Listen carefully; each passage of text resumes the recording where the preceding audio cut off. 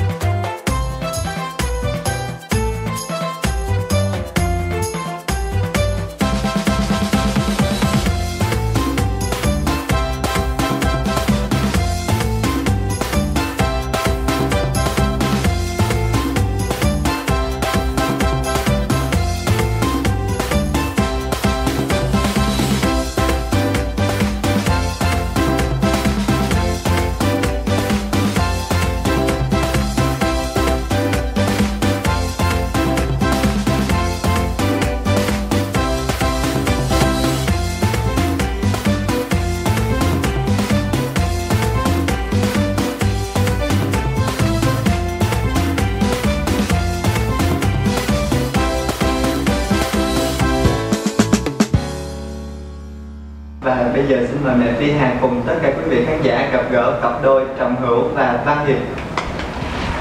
Xin chào. Chào anh Thiên An, chào mẹ Phi Hà. Xin chào các bạn khán giả, mình tên là Nguyễn Trọng Hữu, sinh năm 1989. Hiện giờ mình đang làm giáo viên tại quận 10, thành phố Hồ Chí Minh. Xin chào mẹ Phi Hà, xin chào anh Thiên An và xin chào quý vị khán giả. Mình tên là Văn Hiệp, mình sinh năm 1988, hiện tại mình đang làm xây dựng. Mình hiện tại đang ở cùng với Hữu. Là được biết là hai bạn cũng có cái khoảng thời gian khá là dài ở cùng với nhau. Thì theo Thiên An được biết đó là 5 năm rồi đúng không? Và nhất là ở trong cái giới cộng đồng LGBT này thì cái khoảng thời gian đó đối với Thiên An nghĩ nó là khá là dài rồi. Vậy thì làm cách nào để hai bạn có thể giữ lửa được với nhau mà sống cùng với nhau lâu như vậy? Trong cuộc sống á, thì để mà giữ lửa và ở với nhau như vậy á, thì chỉ hai từ thôi: lắng nghe. Lắng nghe đối phương. Đúng rồi, lắng nghe. Nếu như mà có chuyện gì buồn hoặc là chuyện gì bức xúc á, thì lúc nào cũng phải lắng nghe người kia nói trước rồi mình mới bắt đầu quyết định. Chẳng hạn như mà có cãi nhau gì á, lúc nào cũng phải nhường lời cho người kia nói để người kia giải thích, chứ không phải là mình dành phần mình nói hết tất cả. Nhưng cái việc mà mình cứ ai cũng cứ cái tôi quá lớn thì sẽ là làm cho cái tình cảm nó rạn nứt. Nên cái việc mà biết lắng nghe đối phương, mình sẽ hiểu được đối phương hơn. Mỗi người nhường nhịn nhau. Đúng rồi, mỗi người nhìn cho chút xíu. Quay lại cái khoảng thời gian bắt đầu đi, thì hai bạn trong trường hợp nào hai bạn có thể gặp được nhau và đi đến quyết định là sống cùng với nhau? Thì lần đầu tiên gặp đó là gặp ở ngoài cà phê Bệt ở nhà thờ Đức Bà anh. Đó là lúc đó thì chỉ có mình em nhìn thấy anh Hiệp thôi. Rồi cái em mới về nhà em mới phát hiện là có bạn chung Facebook. Cái em mới nhìn thấy mặt anh Hiệp, rồi cái em mới nhắn tin làm quen, rồi cái sau đó mới hẹn ra ngoài đi ăn, rồi mới bắt đầu biết mặt nhau. Có nghĩa là đã gặp nhau ở ngoài rồi, nhưng không chào nhau. Không có chào, vì lúc đó thấy anh Hiệp đi chung với một nhóm bạn, còn em cũng ngồi chung với nhóm bạn, có nhìn qua nhưng mà chắc lúc đó anh Hiệp không có biết em là ai, nhưng mà em biết anh Hiệp là ai thôi. Rồi lúc đó ai là người mở lời hẹn hò? Thì em chủ động nhắn tin trước, nhưng mà em cũng không nhớ là ai là người rủ đi chơi, nhưng mà hình như anh Hiệp thì là người rủ đi chơi, hôm đó rủ đi ăn trái cây. Rồi cái mới bắt đầu gặp nhau lần đầu tiên khi đó. Rồi hai bạn đi ăn trái cây thì nói những câu chuyện gì? Dạ, ấn tượng đầu tiên đó là em phải chờ nửa tiếng. Tại vì lúc đó anh Hiệp đang đi học văn bằng 2 ở Đại học Kinh tế, cho nên là hôm đó là hẹn đúng giờ đi học xong là em sẽ tới.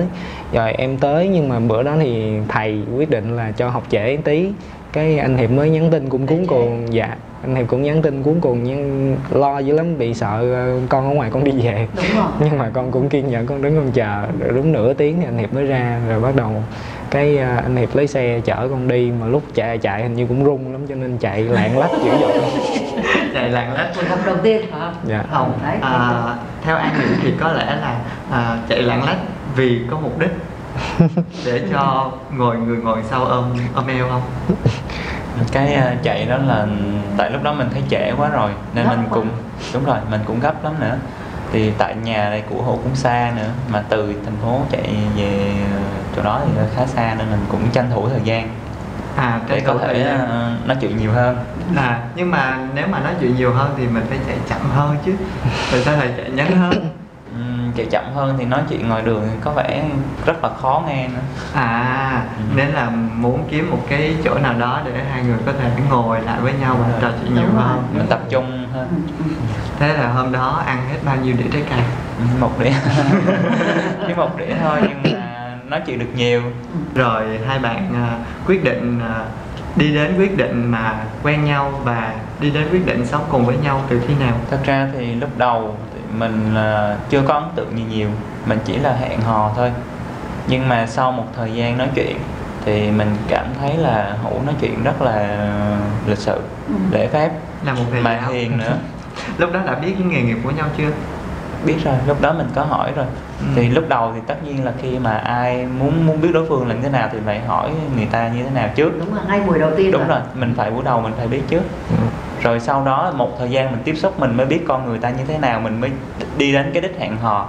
Chứ còn mới nhào vô mà hẹn hò liền thì mình đâu có biết được người ta như thế nào, bởi vì hẹn hò cái kiểu của mình là muốn sống một cuộc sống hoặc là nó lâu dài với đối phương, chứ không phải là quen xong rồi chia tay. Đúng rồi. Đó. Không phải là qua đời mà mình là định hướng là cuộc sống gia đình lâu dài đó. Đúng rồi. Còn Hữu thì sao? Ấn tượng ban đầu với anh Hiệp thì như thế nào? Ấn tượng ban đầu đó là qua nói chuyện lần đầu tiên thì em thấy là anh Hiệp rất là hiền. Anh Hiệp ít đi chơi, thì cái đó là hình mẫu lý tưởng của em. Em không thích người mà đi chơi nhiều quá. Nhưng mà qua lời kể thôi hay là có kiểm chứng? Qua lời kể, là qua cách ăn mặc, với là em cũng có lướt cái Facebook của anh Hiệp, em cũng kéo lên kéo xuống nhiều lần lắm rồi, cho nên là em coi rất là kỹ những cái status, hình ảnh rồi. Trước khi mà hẹn hò gặp nhau lần đầu tiên thì cũng có tìm hiểu sơ qua về Facebook rồi. Dạ. Rất là nghiêm túc đó. Dạ. Rồi hai bạn đi đến cái quyết định mà sống cùng với nhau á thì có những khó khăn gì không? Dạ ban đầu thì cũng không có nghĩ là sẽ sống chung với nhau được. Tại vì lúc đầu thì ba mẹ em cũng không có biết về anh Hiệp, ba mẹ em cũng không có chịu. Rồi cái mới đầu thì em qua nhà anh Hiệp ở không à. Em đi ngày nào em cũng qua nhà anh Hiệp ở. Rồi cái riết cái ba mẹ mới lo, mẹ mới điện thoại, mẹ hỏi là đi đâu, ở đâu. Thôi bây giờ mày dẫn nó về luôn đi, chứ bây giờ mày đi ngoài đường qua. Đúng rồi. Dạ. Trước đó là Hữu đã come out với gia đình rồi. Dạ đúng rồi, đã come out rồi. Lúc đó trước có quen một bạn khác đã 6 năm rồi. Sau đó mới chia tay, rồi sau đó mới gặp anh Hiệp. Rồi khi mà dẫn anh Hiệp về thì sao? Dẫn anh Hiệp về thì mẹ cũng không nói gì. Mẹ cũng nói chung là không đồng ý, cũng không phản đối. Nhưng mà về ba thì ba không được chấp nhận cho lắm. Rồi cái cũng dần dần thì cái đó là cũng nhờ có anh Hiệp tự động biết cách là phải làm như thế nào để mà lấy lòng ba mẹ của con. Vậy thì cho An hỏi anh Hiệp đi, bạn lấy lòng ba mẹ của Hữu như thế nào? Cái cách thì mình nói gọi là cách thì nó hơi quá, tại mình ở với nó thì mình sẽ có một cái xử lý riêng của mình. Nó phải cần một cái thời gian để chứng tỏ rằng là mình là cái người phù hợp. Chứ còn mà nó lấy lòng thì cũng hơi khó. Bởi vì người lớn rất là tâm lý, họ rất là tâm lý.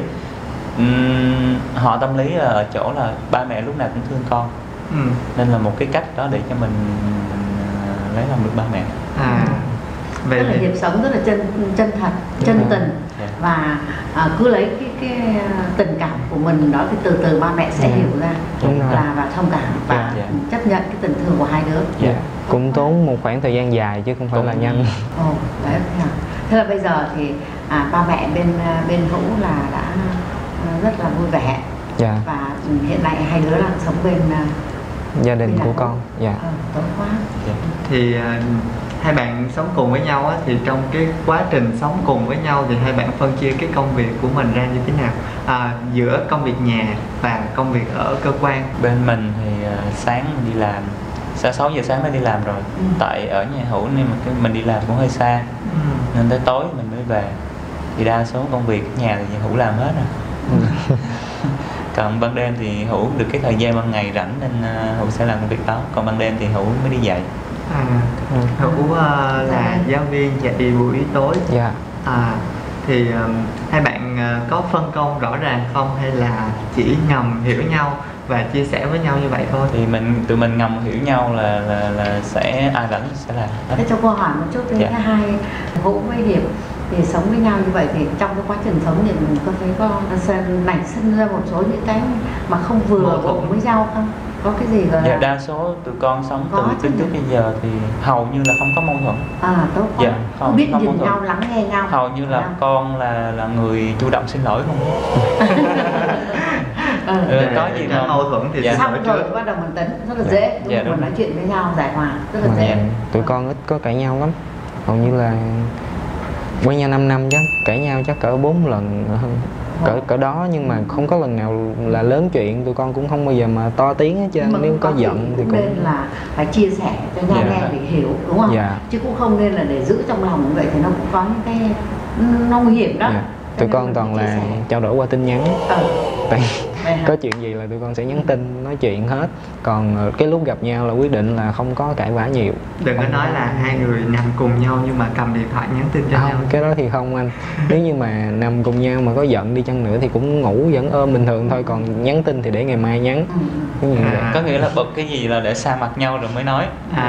Thực sự là hai người này rất là cũng ít thời gian để được gần bên nhau lắm. Họ rất là trân trọng.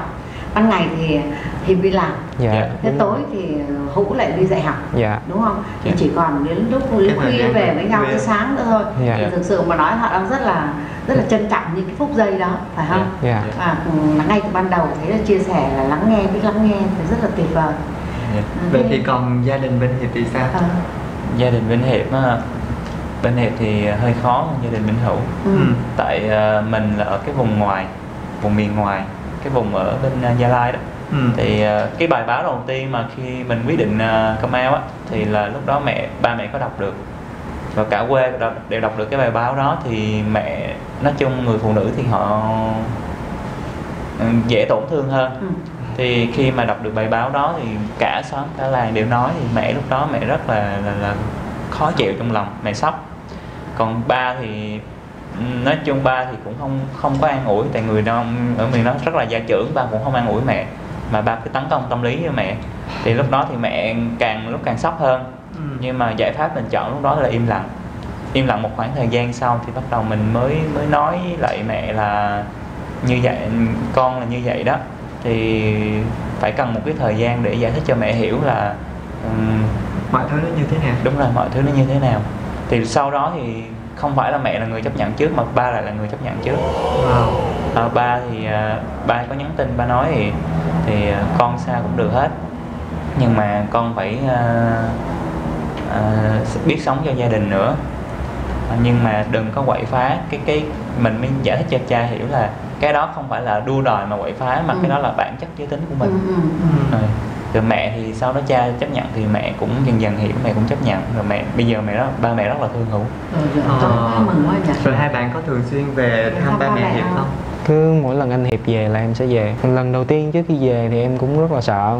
Vì em cũng nghe nói là ba mẹ anh Hiệp cũng khó tính. Thì em cũng rất sợ, cũng chuẩn bị nhiều lắm. Anh Hiệp cũng dặn rồi về nhớ rửa chén. Dặn dò năm trước phải không? Dạ đúng rồi, sáng dậy sớm. Không được nằm nướng nữa. Ăn nói cũng phải biết có chừng có mực. Lễ phép. Dạ. Rồi sao? Nhưng mà con thì mấy cái đó con không lo, bởi vì thực hiện đúng không? Dạ con cũng thực hiện đúng thôi, bình thường thôi. Nhưng mà về thì mẹ anh Hiệp lại rất là hiền. Mà con thấy là ba mẹ anh Hiệp lại khác với những gì anh Hiệp nói nhiều lắm. Con thấy về cái là ba mẹ anh Hiệp cứ nói với con là bây giờ thôi kêu ba mẹ luôn đi, đừng có kêu cô chú. Đúng là rồi. Con thấy nghe tới đó là con mừng rồi. Tức là ba mẹ thì khác với con mình, đúng không? Nhưng để nhắc nhở con mình thôi, sợ nhiều khi đây là giống như con nãy là giống như là đua đòi vậy đó. Thế nhưng thực sự khi mà ba mẹ đã xác nhận đúng đây là giới tính của con thì ba mẹ sẽ dang rộng vòng tay để đón các con thôi. Nó phải không? Thế là tốt quá, là cuộc gặp gỡ với ba mẹ trên này cũng rất là thuận lợi rồi. Thế hiện tại thì hai ba mẹ là có biết nhau chưa? Dạ chưa. Ba mẹ có nói chuyện điện thoại với nhau nhưng mà chưa gặp nhau bao giờ. Có đi qua đi lại để thăm ba mẹ rồi. Dạ. Rồi, chúc mừng các con. Có nghĩa là trước khi mà về trên Gia Lai á thì Hữu đã được nói chuyện với ba mẹ chưa, hay là về đến đó rồi mới gặp? Dạ lần đó là về đến nơi rồi mới là lần đầu tiên được gặp, được nói chuyện, chứ trước đó chưa có nói chuyện qua điện thoại. Nhưng mà ba mẹ là đã biết rồi đúng không? Đã Tại biết vì có rồi. bài báo. Dạ. Cái đó có phải là một cái cách Kamau mà Hiệp mong muốn không? Một cái thông điệp nhẹ nhàng để đưa đến cho ba mẹ của mình. Cái đó cũng có thể là phần đó là rất là dũng cảm để mà đưa ra cái bài báo đó. Đúng rồi. Không có nhẹ nhàng đâu, có Đúng lẽ rồi, là tại con nghĩ một bài báo thì rất nhiều người đọc, cho nên con nghĩ không có nhẹ nhàng. không nhẹ nhàng tí nào. Nhưng mà mình cái cách đó thì đôi khi nó cũng mạo hiểm, nhưng mà theo anh nghĩ nó cũng là một cách hay đó chứ. Nhưng mà cũng sự dũng cảm rất là nhiều, dũng cảm lắm. Tại bên ba mẹ con là cái kiểu như là phong kiến rất là gia trưởng, nên là không có chấp nhận những cái vấn đề mà phi thực tế, phi thực tiễn, gọi là giống như là họ không có thích, nó không có theo cái quy luật. Đúng rồi, theo quy luật. Rồi mẹ còn hỏi một câu là sau này con có chuyển giới không? Thế à? Mẹ có hỏi là sau này có chuyện giới không? Thì con mới giải thích cho mẹ nói là con không phải là không phải người chuyển giới, mà con là chỉ là giống như những người bình thường thôi, chẳng qua là con thích con trai thôi. Hay quá. Thế tại vì sao con phải đôi khi phải gần cả hai Hiệp với Hữu luôn, là phải luôn luôn gần với người lớn, trò chuyện nhiều hơn một chút để giải thích kịp thời, nói chuyện cho ba mẹ hay là mọi người biết, đúng không? Chứ nếu khi mình cứ im lặng thì họ đâu có hiểu. Nhưng mà cái khi mà Hiệp dắt Hữu về á thì Hiệp có nói trước với ba mẹ không, hay là dắt về đột ngột thôi? Có nói với mẹ là nói là dạ xin phép. Rồi đến khi mà về á làm đúng y như lời dặn của anh thì khi mà trở lại Sài Gòn á thì có được khen không? Cái đó em không biết. Mẹ có nói là nó hiền, dễ thương. Trong quá trình mà về ở nhà á, thì ăn uống ngủ nghỉ này kia á, thì Hữu có phải là nghe cái câu mà gọi ba mẹ là nhẹ nhõm rồi, nhưng mà có còn áp lực gì nhiều không, hay là còn suy nghĩ là mình phải làm bằng mọi cách để mình lấy lòng ba mẹ của anh Hiệp?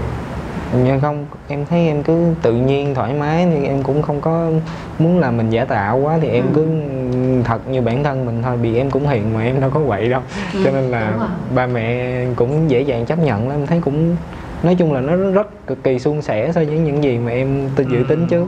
Rồi thậm chí Tết năm vừa rồi lúc về còn mẹ còn kêu bây giờ có cưới không, cưới đi cưới đi để lấy tiền làm ăn. Đấy.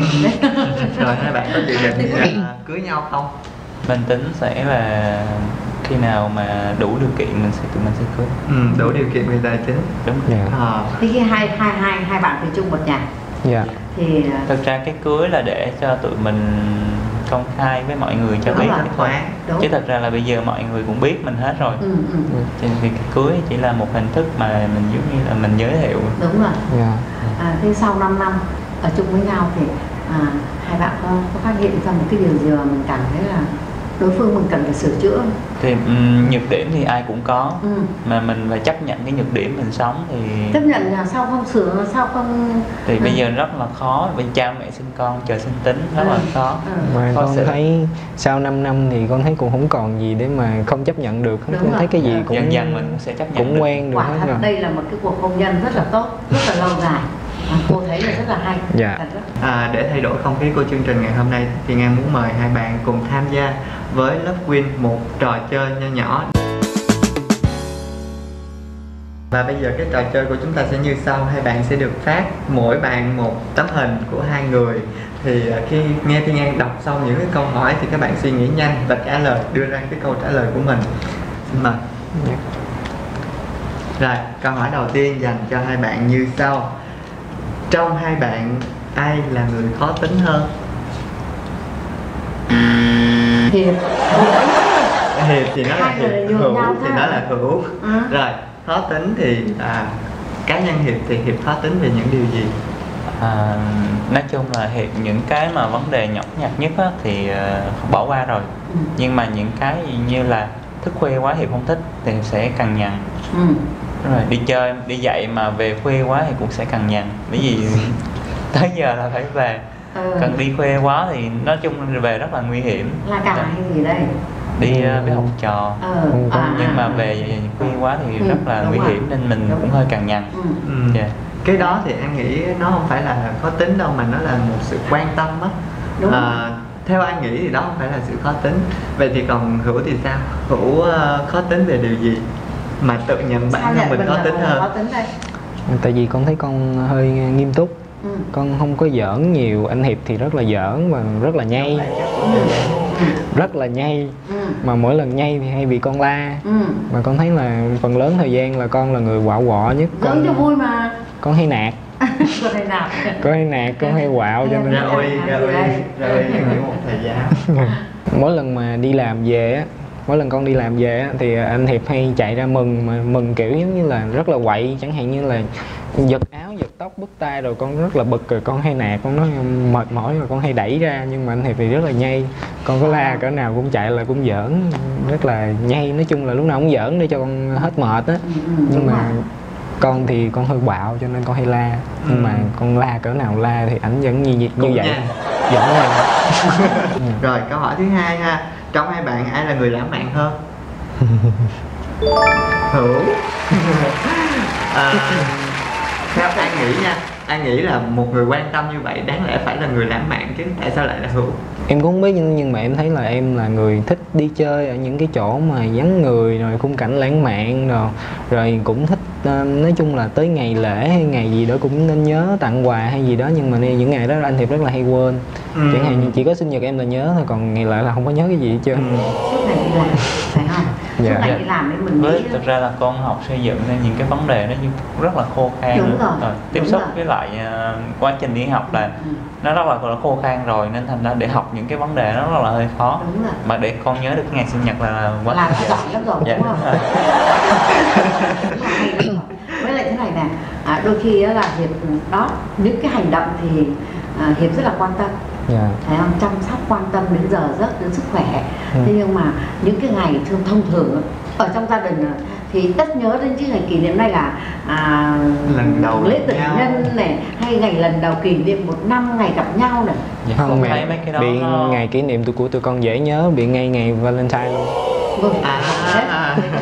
Vậy là hẹn nhau là anh chàng này thì giáo viên, cho nên là sẽ lãng mạn, sẽ nhẹ nhàng, hay nhớ những ngày này ngày kia hơn. Dạ. Cũng phải bù qua đắp lại như vậy là tốt rồi. Một bên thiếu một chút, bên dư một chút, đúng không? Rồi câu hỏi thứ hai thì bắt đầu đồng điệu hơn. Đúng rồi. Câu thứ ba, trong hai bạn ai là người có nhiều người thầm thương trộm nhớ hơn? Người khó nha. Có nghĩa là cái vệ tinh đó, vệ tinh xung quanh mình đấy nha. Em Sao lại suy nghĩ là thay đổi rồi. Cô nghĩ là người này nói người kia nói người nọ. Thì cho An hỏi, hai bạn đã từng ghen với một ai đó chưa? Hiệp á thì Hiệp, cái tính của Hiệp á là Hiệp không có thể hiện ra mặt nhiều. Nên thành ra ghen thì nói ghen mà để lộn xăng ngầu lên thì chưa có. Nhưng mà Hiệp có nhắc khéo. Chỉ có nhắc khéo thôi.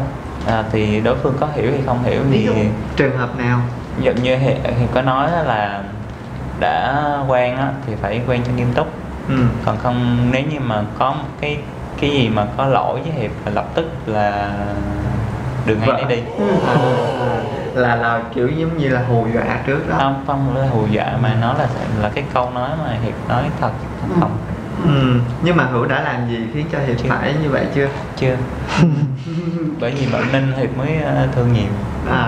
Còn Hữu thì sao? Đã bao giờ ghen với một ai đó về Hiệp chưa? Em cũng ghen thì đương nhiên cũng có ghen, nhưng mà em cũng nói chung là hai đứa không có thể hiện ra nhiều. Chẳng hạn như ghen thì cũng có thể mỗi lần em bực mình thì em sẽ im lặng, em không nói gì hết. Em không nói gì hết là tự động hiểu, tự động tìm hiểu chứ em không nói. Tự động xin lỗi trước. Sao tìm hiểu? Ghen với ai thì phải nói em muốn cái gì. Lần sau em không muốn anh như thế này, không muốn như thế kia, người ta mới hiểu. Chứ bây giờ im lặng.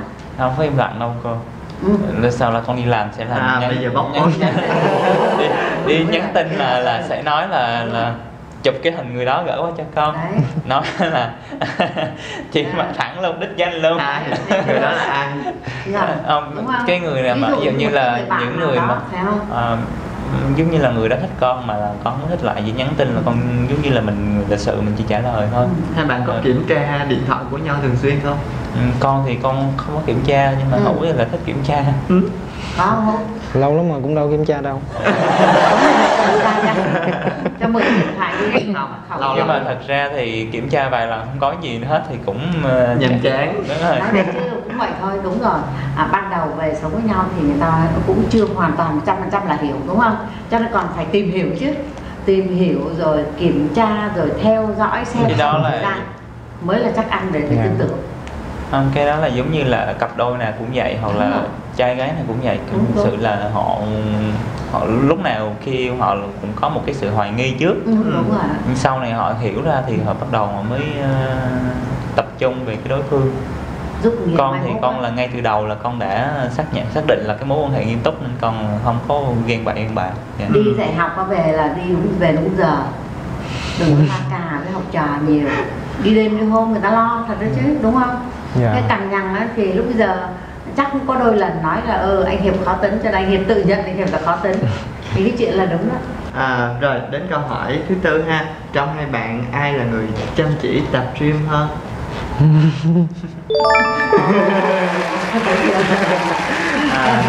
Không, nếu mà nhìn bề ngoài thôi thì An cũng nghĩ là Hiệp sẽ là người chăm chỉ hơn, tại vì chắc An nghĩ là có thời gian về buổi tối nhiều hơn, đúng không?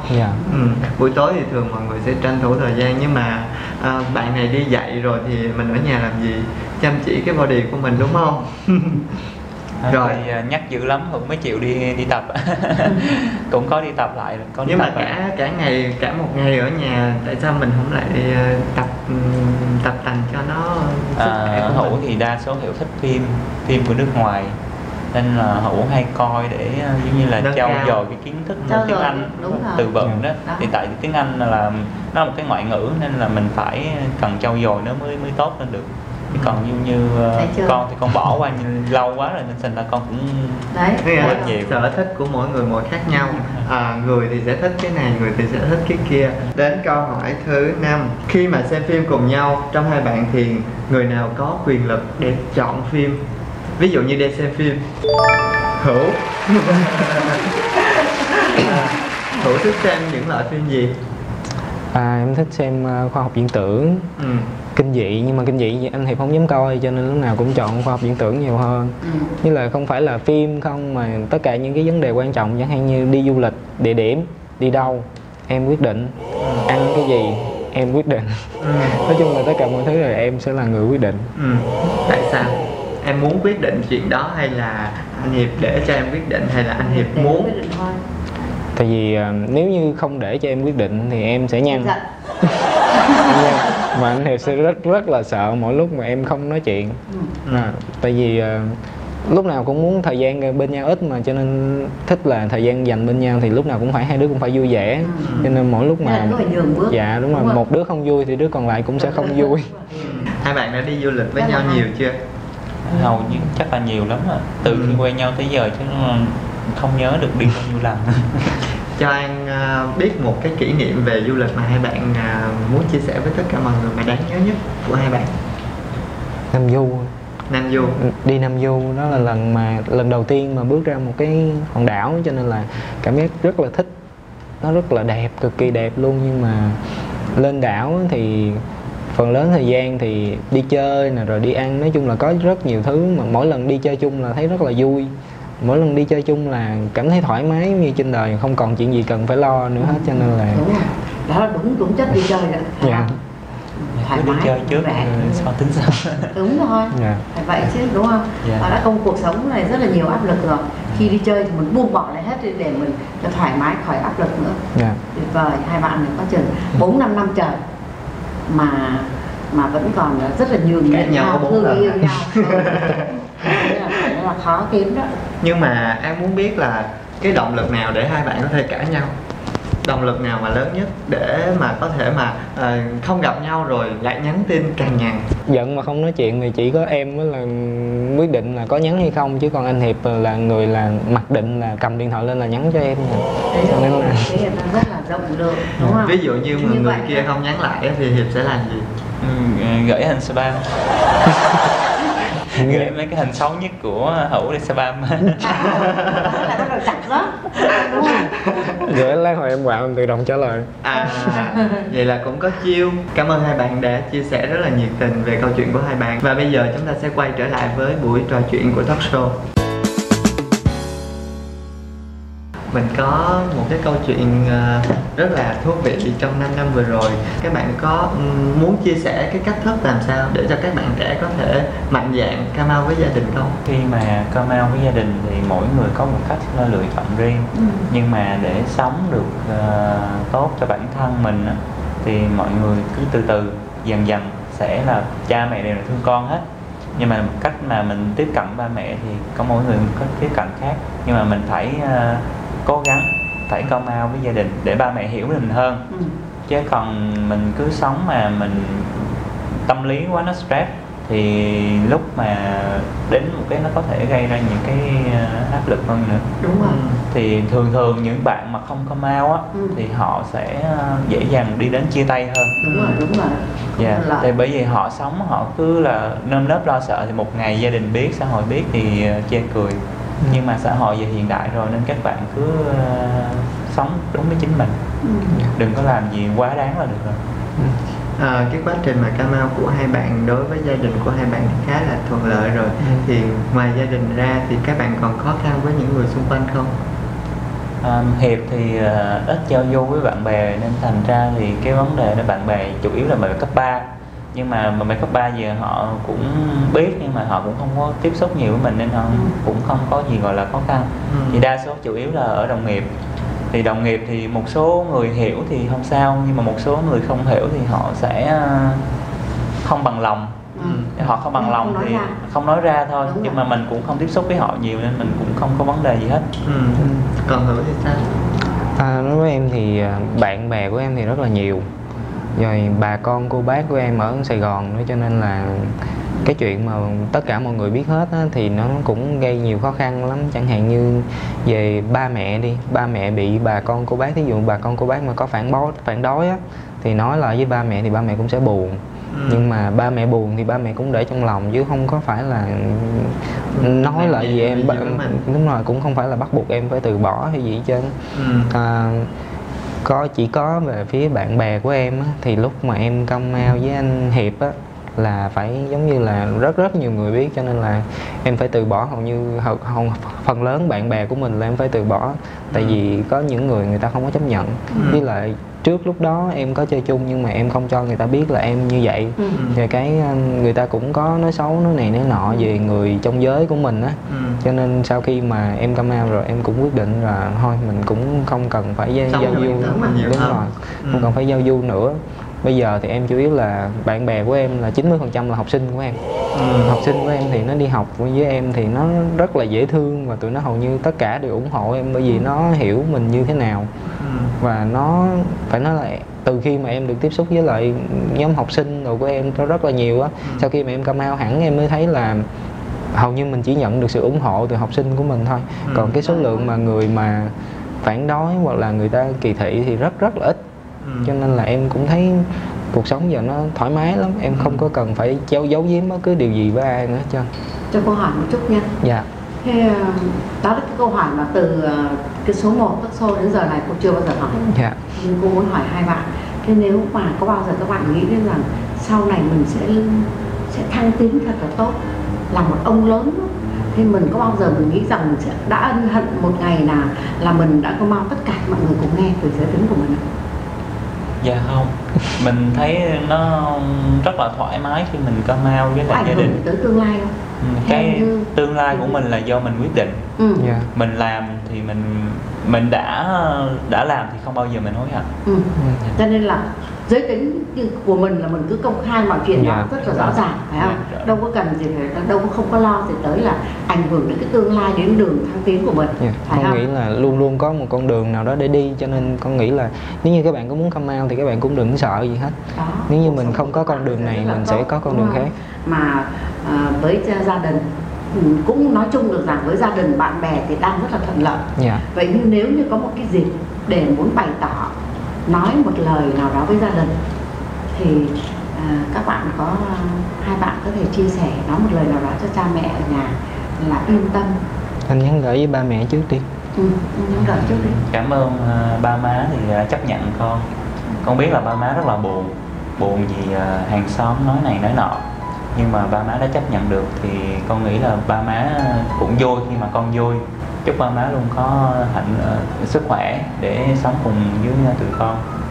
Còn đối với con thì con thương ba mẹ rất là nhiều.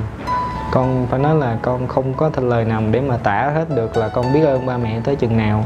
Con sống mà hạnh phúc vui vẻ được như bây giờ là nhờ có ba mẹ hết.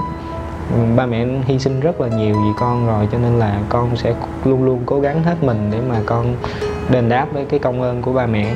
Luôn tiện đây thì cũng cảm ơn ba mẹ Hữu rất là nhiều, vì ba mẹ Hữu cũng quan tâm Hiệp giống như là con cái trong nhà. Ba mẹ cũng dành tình thương giống như là cho Hữu dành cho con giống như vậy, không có khác gì là con ruột hết. Nên con cũng cảm ơn ba má rất là nhiều. Các bác ở nhà chắc chắn là sẽ một lúc nào đó sẽ được đọc xem cái chương trình này và nghe những lời chia sẻ của nhưng mà chắc các bác ở nhà sẽ rất là yên tâm, bởi vì bên cạnh Hữu đã có Hiệp và bên cạnh Hiệp đã có Hữu, hai cái người đã nương tựa vào nhau và lo lắng cho nhau suốt đời để cho ba mẹ được yên tâm nha. Anh muốn quay lại một tí xíu nữa, đó là hai bạn có anh chị em gì trong gia đình gì không, và họ có chấp nhận cái chuyện đó như thế nào? Lúc đầu thì Hiệp chỉ come out với lại ba mẹ thôi, còn lại mấy đứa em của Hiệp thì hầu như là không biết. Nhưng mà lúc mà cái Facebook của Hiệp thì nó giống như là nó quá trời người follow rồi, nên thành ra là dần dần tụi nó cũng biết. Nhưng mà mình cứ nghĩ ban đầu là tụi nó biết nó sẽ không coi mình, không tôn trọng mình nữa. Nhưng mà sau một mình lại bất ngờ hơn là ba đứa em nó biết, nó lại ủng hộ hơn nữa. Nó trẻ mà, nó bây giờ nó hiểu được, chứ không phải nó còn như là lúc những người lớn tuổi còn cô này nữa. Đúng rồi. Nó thì tụi nó thấy cứ thấy con qua thăm nó mà không thấy Hữu thì nó sẽ nhắc là ủa sao không có anh Hữu. Đấy, thấy chưa? Dạ, thì nó cũng mấy đứa em nó cũng có gia đình hết rồi, thành ra là nó cũng đối với con là con cũng thật sự rất là bất ngờ, tại vì em của anh Hiệp rất là lễ phép, mà đã lễ phép với anh Hiệp rồi lễ phép luôn với con nữa. Tụi nó rất là phải nói là rất là dễ thương, cho nên là con cũng vui lắm. Còn Hữu thì sao? Hữu có anh chị em gì không? Em thì em có một đứa em gái với một đứa em trai. Hai đứa nó thì phải nói là tụi nó cũng không có gì để mà mắc cỡ gì về anh mình hết trơn, tại tụi nó Facebook của em với anh Hiệp thì đã công khai hết rồi, ai cũng biết hết. Thậm chí đăng hình tình cảm rồi lãng mạn lên trển rất là nhiều, cho nên là tụi nó cũng không sợ bạn bè tụi nó biết, mà thậm chí tụi nó còn đi khoe với bạn bè anh tao nè. Thì là mình hiểu được rồi là tụi nó cũng như vậy là quá hạnh phúc thuận lợi, không có hoàn toàn không có cảm thấy xấu hổ về mình, mà tụi nó cũng cảm thấy vui. Vậy thì qua cái câu chuyện của hai bạn thì An thật sự cảm thấy ngưỡng mộ hai bạn vì đã được gia đình đồng ý, chấp nhận, cũng như là được anh chị em, cả nhà luôn, cả gia đình luôn, anh chị em. Nó là một cái điều rất là hạnh phúc đối với cá nhân mình rồi. Thì An cũng rất là cảm ơn hai bạn đã đồng ý tham gia chương trình ngày hôm nay. Nhân đây thì chương trình cũng có một món quà nhỏ muốn dành tặng cho hai bạn để làm kỷ niệm với Love Queen. Xin chúc cho hai bạn sẽ được giữ được cái hạnh phúc lâu dài.